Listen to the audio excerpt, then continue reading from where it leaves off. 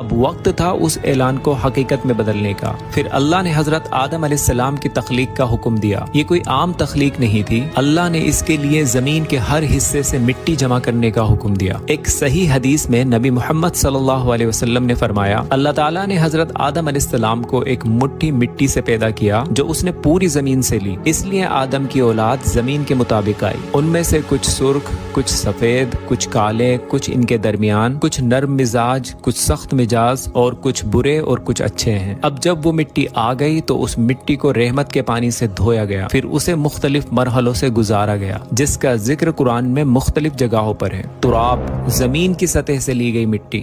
طین، جب اس مٹی میں پانی ملایا گیا۔ طین لازب، ایک لیسدار مٹی۔ حمائم مسنون، جب اس گارے کا رنگ بدلا اور اس میں سے بدبو آنے لگی۔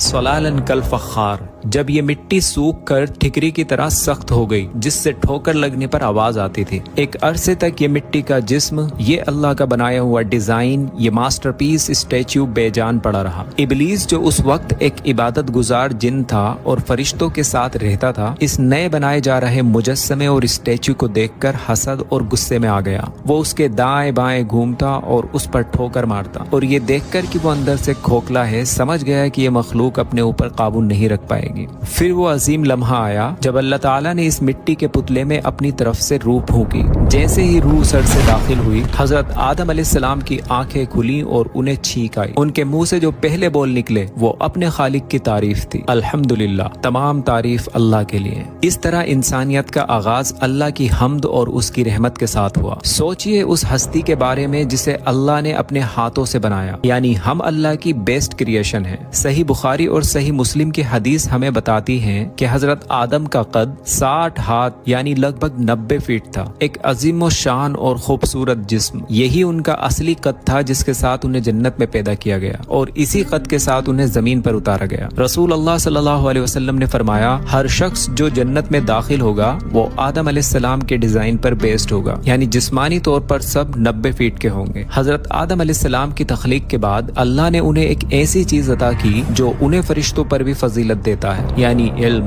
نالج۔ اور اللہ نے آدم کو تمام چیزوں کے نام سکھا دیے، پھر انہیں فرشتوں کے سامنے پیش کیا اور فرمایا، مجھے ان کے نام بتاؤ اگر تم سچے ہو۔ یعنی اللہ فرشتوں سے کچھ چیزوں کے نام پوچھ رہے تھے۔ فرشتے جن کے پاس صرف اتنا ہی علم ہوتا ہے جتنا اللہ انہیں دیتا ہے، انہوں نے اپنی عاجزی کا اظہار کرتے ہوئے کہا، پاک ہے تو اللہ، ہمیں کوئی علم نہیں ہے سوائے اس کے جو تو نے ہمیں سکھایا، بے شک تو ہی سب کچھ جاننے والا اور حکمت والا ہے۔ اس کے بعد اللہ نے آدم علیہ السلام کو حکم دیا، اے آدم، انہیں ان چیزوں کے نام بتاؤ۔